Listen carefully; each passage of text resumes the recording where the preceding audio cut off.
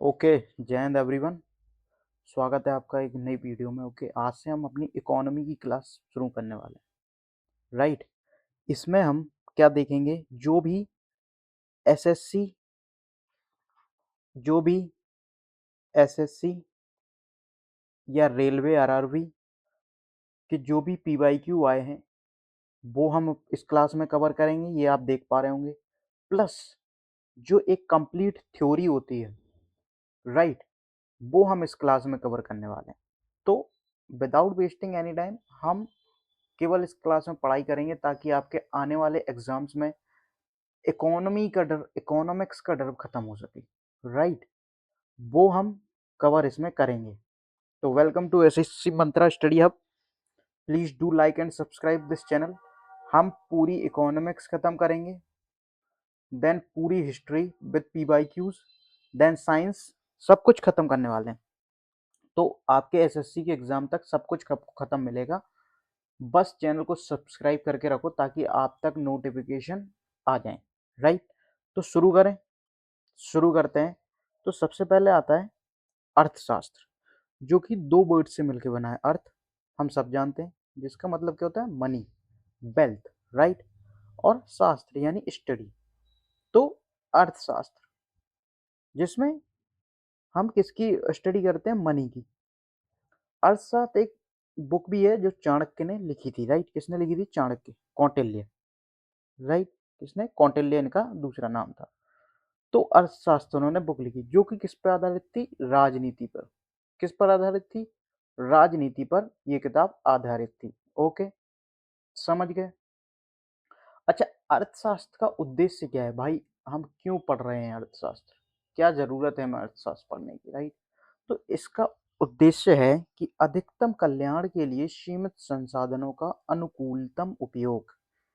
Right, समझ गए आप कि भाई हमारे पास संसाधन है, सीमित सीमित संसाधन है।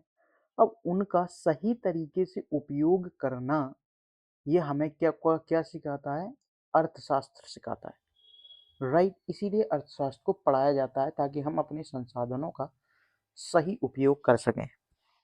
इतना क्लियर हुआ? इतना क्लियर होगा इस? ओके, तो अर्थशास्त्र के जो जनक हैं वो किन्हें कहा जाता है? वो होते हैं हमारे एडम स्मिथ साहब। कौन थे? एडम स्मिथ साहब, जिन्होंने एक बुक लिखी है, वेल्थ ऑफ नेशन 1777 में। एडम स्मिथ साहब जो कि अर्थशास्त्र के जनक थे, इन्होंने एक किताब लिखी, वेल्थ ऑफ नेशन। इसको याद रखना, पूछी गई है। राइट, इन्होंने कहा है economics is the science of wealth. अर्थशास्त्र धन का विज्ञान है, ये कहते थे। इन्होंने ये स्टेटमेंट दिया हुआ है। तो अगर ये पेपर में आया आपके कि अर्थशास्त्र धन का विज्ञान है, यह कथन किसका है, तो आप सही कर दोगे कि किसका है? एडम स्मिथ साहब का। ओके, आगे बढ़े। ये देखो, ये क्वेश्चन पूछे गए हैं। मैं थोड़ा जूम कर देता हूँ इस क्वेश्चन को। ओके, सो डोंट वरी, एक सेकेंड। ये लो। ओके, ये देखो, पहला क्वेश्चन पूछा गया है RRNTPC CBT 1 में। राइट, कि who is regarded as father of modern economics. Right, तो मॉडर्न इकोनॉमिक्स, नई अर्थव्यवस्था, नई अर्थशास्त्र के जनक कौन है? फादर किन्हें कहा जाता है? अभी हमने पढ़ा है कि अर्थशास्त्र के जनक कौन है? एडम स्मिथ साहब। तो क्या हो गया? Adam Smith. करेक्ट है, कर लोगे अब?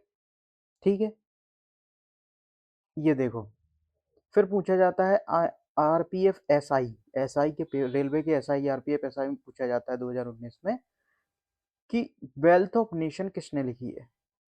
अभी हमने कर क्या है, तो ऐसे ही हम करेंगे, कोई भी पॉइंट आपका मिस नहीं होगा। हर चीज टू द पॉइंट पढ़ेंगे हम।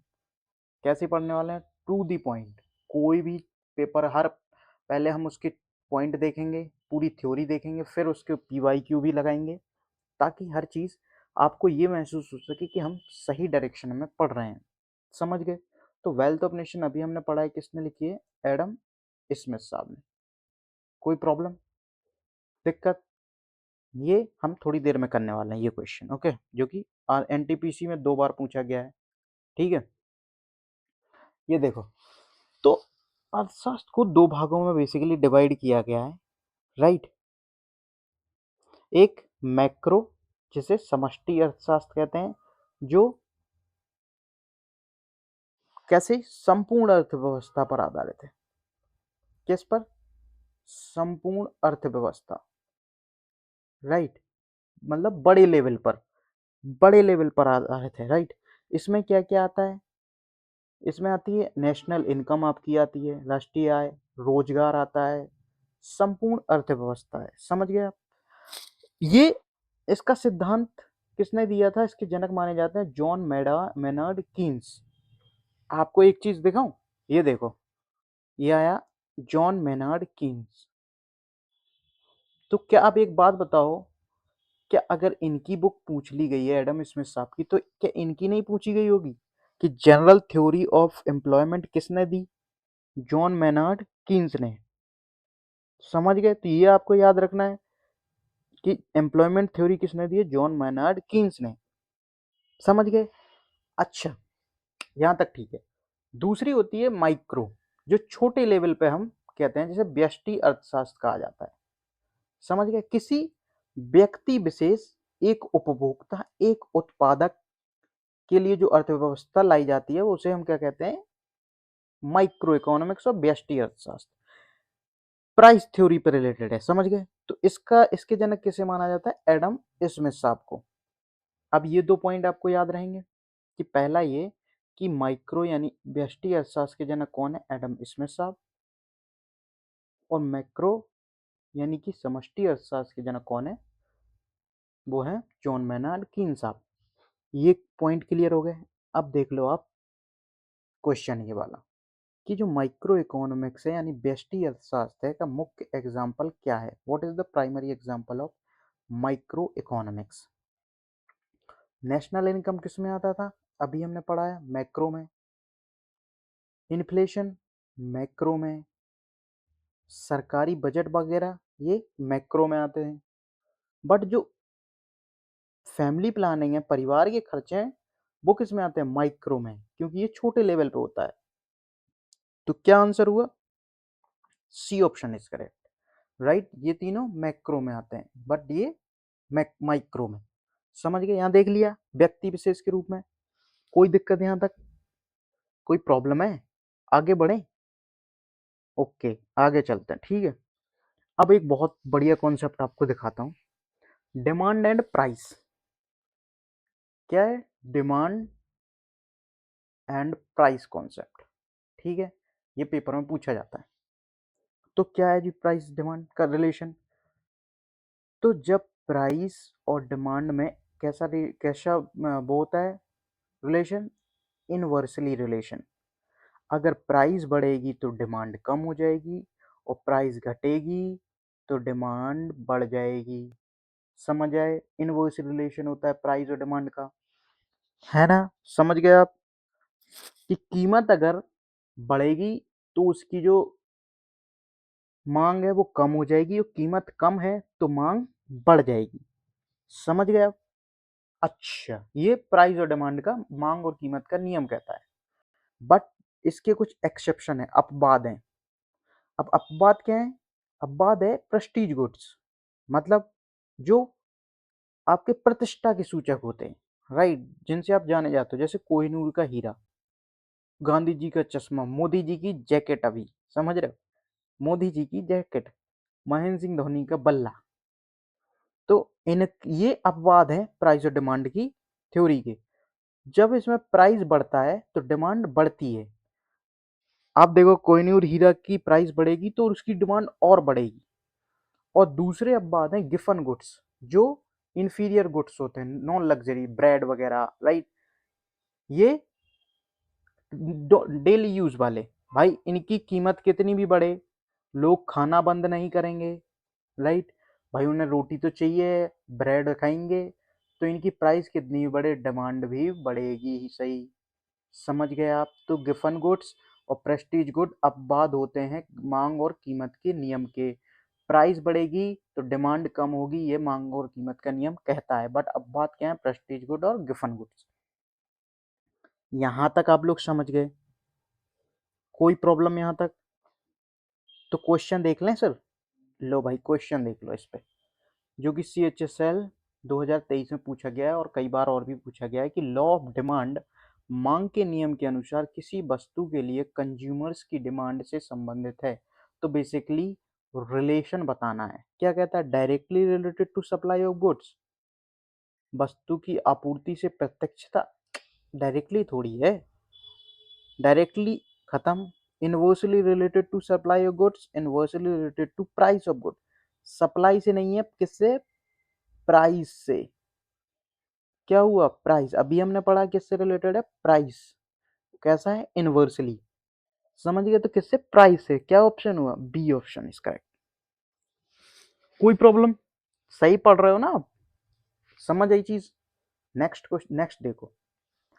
ये एक बताई गई है कि नेशनल इनकम कैसे, जैसे फॉर एग्जांपल आपने चीनी की फैक्ट्री लगाते हैं, शुगर फैक्ट्री, उसमें आपने रेंट लगाया, इंटरेस्ट आपको जोड़ा, बेज मजदूरी, और जो आपका प्रॉफिट होता है, इन सबको जोड़ के क्या निकलता है? National income. इसका एक अलग से चैप्टर हम लेंगे, ओके? तो उसकी प्रॉब्लम नहीं है, वो हम अलग से करेंगे। समझ गए? ये सारी चीज़ें इसमें होती हैं, ये आप समझने के लिए मैंने बनाया। अब देखो most important thing, primary sector के इसके PYQ मैंने हाल लगा रखे हैं, ओके ठीक है। प्राइमरी सेक्टर देखो, प्राइमरी सेक्टर में क्या आता है, इसमें प्राकृतिक संसाधनों के उत्पादन से ये रिलेटेड है, नेचुरल रिसोर्सेज से। समझ रहे हो? नेचर, रॉ मटेरियल, जो डायरेक्टली कच्चा माल होता है ना, कच्चा माल, उससे रिलेटेड होता है, डायरेक्ट प्रकृति से। किससे? प्रकृति से रिलेटेड होता है भाई, प्राइमरी सोर्सेज। समझ रहे हो? जो प्रकृति से हमें मिलते हैं, जैसे कृषि, खनन, मत्स्य पालन। देख पा रहे हो आप? मछली पालन, खनन, वन, फॉरेस्ट वगैरह, एग्रीकल्चर, माइनिंग, फिशरीज, ये किसके अंतर्गत आते हैं? ये बहुत इंपॉर्टेंट है, रेड कॉलर जॉब्स। किसके? Red collar jobs. किसके अंतर्गत? Red collar jobs. रोजगार 55% देता है ये। GDP में कितना हिस्सा है? 17%। और देखो इसमें क्या आता है? प्रच्छन्न बेरोजगारी, डिसगाइज एम्प्लॉयमेंट। समझ गए? ये क्या होती है सर? तो डिसगाइज अनएम्प्लॉयमेंट ये होती है प्रच्छन्न बेरोजगारी की, जहां 2 व्यक्ति काम कर सकते हैं, वहां 10 लोग काम करने में लगे हुए हैं। जैसे कृषि में, जहां 2 व्यक्ति काम कर सकते हैं, वहां 10 लोगों की जरूरत नहीं है। समझ रहे हो? तो ये प्रच्छन्न बेरोजगारी है। समझ गए? आप समझ गए ये चीज? तो प्राइमरी सेक्टर, प्राथमिक क्षेत्र, किससे रिलेटेड है? नेचुरल रिसोर्सेज से। खनन हो गया, कृषि हो गया, मत्स्य पालन हो गया, ये सारी प्राइमरी सोर्सेस हैं। ओके, आगे बढ़े, कोई प्रॉब्लम? नेक्स्ट देखो, आप स्लाइड देखो सर कैसे बना रखे हैं। ये PDF आपको मिल जाएगी SSC मंत्रा स्टडी हब चैनल पे, ओके? मैं डिस्क्रिप्शन में लिंक डाल देता हूँ, आप वहां से रिवीजन कर सकते हैं। सेकेंडरी सेक्टर देखो, सेकेंडरी सेक्टर, राइट? तो इसका क्या काम क्या है? मूल्य संवर्धन। मूल्य संवर्धन यानी वैल्यू एडिशन करता है ये, किसमें? प्राइमरी सेक्टर में। जैसे एग्जांपल देखो, कंस्ट्रक्शन। समझ गए? अब देखो, ये एक टमाटर है भाई, ये कहाँ, ये किस में आएगा? प्राइमरी में। समझ गए आप? टमाटर है, ये गया कंपनी में, मतलब फैक्ट्री में गया, और वहां से क्या बना? सॉस। अब इस टमाटर की कीमत क्या होगी? 10 रुपए किलो, या ज्यादा से ज्यादा 30। बट इस सॉस की बोतल की कीमत कितनी होगी? 100 रुपए के, 100 रुपए। समझ रहे हो? तो ये सेकेंडरी सेक्टर क्या करता है कि प्राइमरी सेक्टर में वैल्यू को एडिशन करता है, वैल्यू का एडिशन करता है। समझ गए? तो मैन्युफैक्चरिंग इसमें आता है, विनिर्माण, विद्युत आपूर्ति, राइट? ये सारी चीजें इसमें आती हैं, राइट? समझ गए? और देखो, और इसमें क्या आता है? गैस आता है, गैस हो गया आपका, इलेक्ट्रिसिटी हो गई, राइट, इलेक्ट्रिसिटी हो गई, ये सारी चीजें इसमें आती हैं। अब एक और चीज देखो, ये बहुत इंपॉर्टेंट है। जैसे प्राइमरी सेक्टर में हमने देखा, प्राथमिक क्षेत्र में, कि इसमें कौन से आते हैं, रेड कॉलर जॉब, ऐसे ही सेकेंडरी सेक्टर में आते हैं ब्लू कॉलर जॉब। ये इंपॉर्टेंट है, याद रखना इस चीज को, ये पूछा गया है, फिर से पूछा जाएगा, अभी बताऊंगा मैं, ठीक है। तो दूसरे द्वितीयक क्षेत्र का मतलब क्या होता है, ये वैल्यू एडिशन करता है प्राइमरी सेक्टर में। जैसे टमाटर को एक फैक्ट्री में ले जाया गया, वहां से सॉस बना दी गई, तो सॉस की कीमत बढ़ गई, राइट। जैसे कि गैस कंस्ट्रक्शन हो गया, मैन्युफैक्चरिंग हो गए, या और भी चीजें होगी। समझ गए, द्वितीयक क्षेत्र समझ गए। तृतीयक देखो आगे, टर्शियरी सेक्टर क्या होता है, बेसिकली सर्विस सेक्टर। तो प्राइमरी और सेकेंडरी क्षेत्रों को सेवाएं प्रदान करना। सेवाएं प्रदान कौन करता है, टर्शरी यानी तृतीयक क्षेत्र करता है। समझ गए। और एग्जांपल दूं, और एग्जांपल देता हूं, देखो और एग्जांपल देता हूं मैं। तो हो गया परिवहन, परिवहन हुआ, ये देखो परिवहन। ये मान लो शिक्षा, या बैंकिंग, या बैंकिंग, समझ गए। ये डॉक्टरी, चिकित्सा, अस्पताल, ये सब किस में आते हैं, ये आते हैं तृतीयक क्षेत्र में। सेवाएं प्रदान करना प्राइमरी और प्राथमिक और द्वितीयक क्षेत्र को। तो परिवहन, शिक्षा, स्वास्थ्य, अस्पताल, बैंक, ये सब किस में आते हैं, तृतीयक में। ये देखो सर्वाधिक जीडीपी में योगदान किसका है, तृतीयक क्षेत्र का, सर्विस सेक्टर का। ये पॉइंट याद रखना, क्वेश्चन आएगा कि सर्वाधिक जीडीपी में योगदान किस क्षेत्र का है, तो किसका है, तृतीयक क्षेत्र का। समझ गए। अब देखो चतुर्थक क्षेत्र, एक होता है क्वाटरनरी सेक्टर, जो होता है नॉलेज बेस्ड, ज्ञान पे आधारित, रिसर्च एंड डेवलपमेंट, जिसमें व्हाइट कॉलर जॉब आती हैं, जो पढ़े लिखे लोगों के लिए होते हैं, व्हाइट कॉलर।